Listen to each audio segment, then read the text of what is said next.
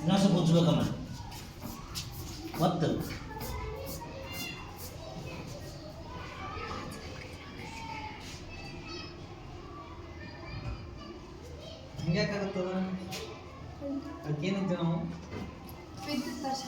ನಾವು ಕನ್ನಡದಾಗ ಸ್ಥಾಯಿ ವಿದ್ಯುತ್ ಅಂತಿದ್ವಿ.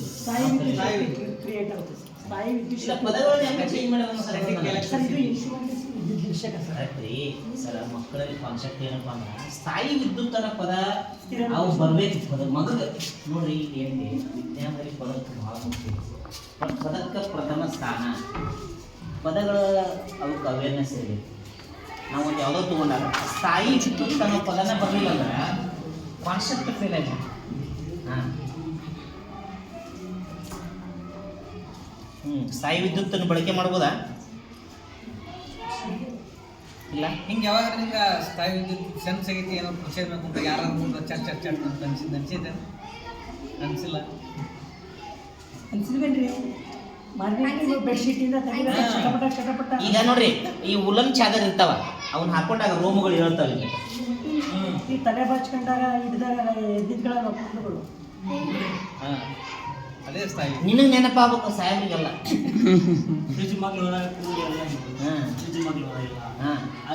ಒಂದು ಯಾವುದೋ ನೋಡಿ ಈಗ ನಾವು ಹೋದಾಗ ರೋಮಗಳು ಹೇಳ್ತಾ ಇರ್ತದೆ.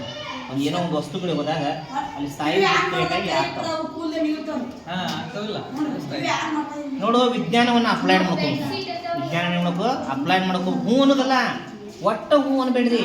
ಹೂ ಒಂದು ಸುಮ್ಮ ಆಗುದಲ್ಲ, ಒಟ್ಟಾಗಲ್ಲ. ನೀವು ಹೂ ಒಂದು ಸುಮ್ಮ ಇದಿ ವಿಜ್ಞಾನ ಬಳಕೆ ಆಗೋದೇ ಇಲ್ಲ. ಅದನ್ನು ಬಳಕೆ ಮಾಡಿದ್ಮೇಲೆ ಬಾಪಡಿ ಸರ ನೀವು ಹೇಳಿದ್ರಿ ನಾ ಬಳಕೆ ಮಾಡಿದ್ರಿ ಅಂತ ಅವಾಗ ಹೂ ಅನ್ನು ಅದು ಒಂದು ಜವಾಬ್ದಾರಿ. ಮೊದಲು ಏನನ್ನೋದು ಹೂ ಅಂದ್ಬಿಡುದಪ್ಪ ಅಲ್ಲ, ಮುಂದೆ ಪ್ರಕ್ರಿಯೆ ನಿಂತು ಬಿಡುದು. ಹಾಂ ರೈಟ್. ನಿಂತೇನವ? ಹಾಂ ಹಾಂ ಅವು ಏನು ಮೊದಲು ಹೇಳ. ಅವು ಏನು ಅಲ್ಲ, ಅವು ಏನು? ಕಾಂತಗಳು. ಹಾಂ ಯಾವ ಕಾಂತದ? ದಂಡಕಾಂತ. ಹಾಂ ನೆಕ್ಸ್ಟ್ ಹೇಳ. ಹಾಂ ಹಾಂ ಆಕರ್ಷಣೆ ವಿಕರ್ಷಣೆ ಪದ ನೋಡಿ ಸರ್. ಮತ್ತೆ ಪದಕ್ಕೆ ಬಂದಿದೆ. ಆಕರ್ಷಣೆ ಯಾವುದು, ವಿಕರ್ಷಣೆ ಯಾವುದು? ಕೂಡುದು. ಯಾವ್ಯಾವುದು?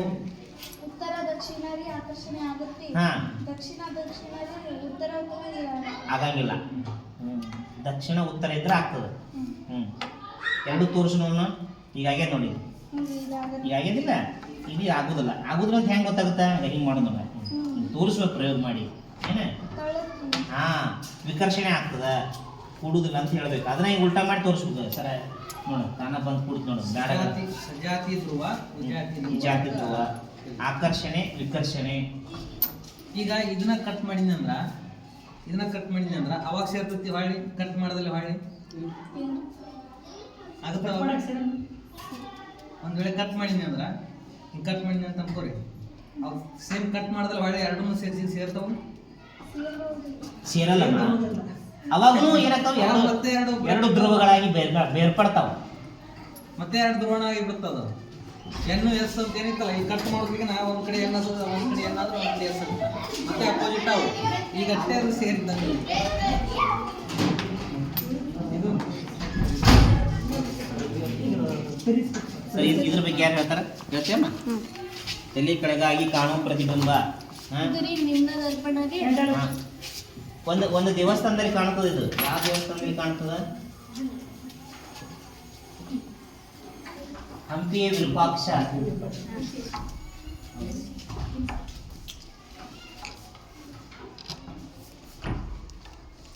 ಹಿಂದ್ಗಡೆ ಹೋಗಿ ತೋರಿಸ್ಬಿಡ್ರಲ್ಲ, ಹಂಗೆ ಗೊತ್ತಾಗುತ್ತೆ. ಕಣ್ಗುಡಿ ಹಿಂದ್ಗಡೆ ಹೋದಾಗ ಮಾತ್ರ ಈ ಕಡೆ ಅಂದ್ರೆ ಇದು ಕಾಣುತ್ತೆ. ಜ್ವಾಲೆ ಯಾವುದು ಕಾಣುತ್ತೆ.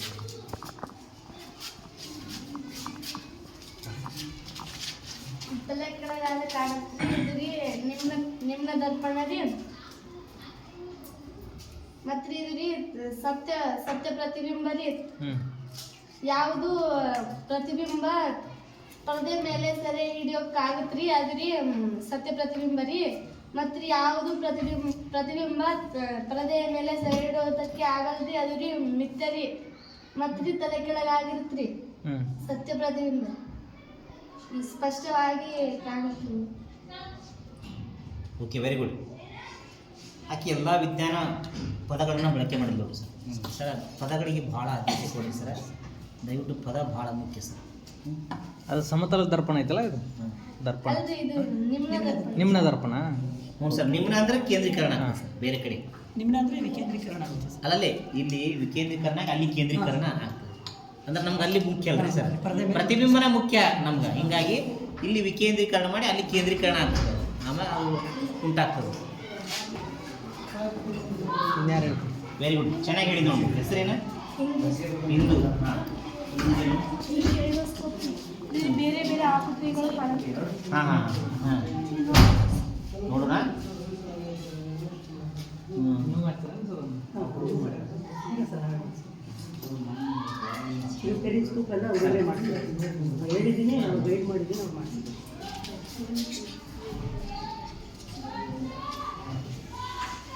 ಇದನ್ನು ನೋಡೋದು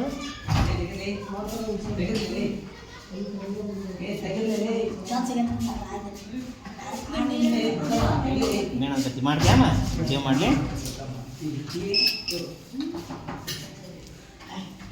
ಎಕ್ಸ್ಪ್ಲೇನ್ ಮಾಡಮ್ಮ. ಹೇಳ್ಕೊಂಡು ಮಾತಾಡ್ಬೇ. ವಾತಾವರಣದ ಒತ್ತಡ ರೀ ಒಳಗೆ ರೀ ಗಾಳಿ ಇದ್ರಿ ಅದಕ್ಕೆ ಅದು ಆರ್ ಹೋಗ್ಬೇಕು.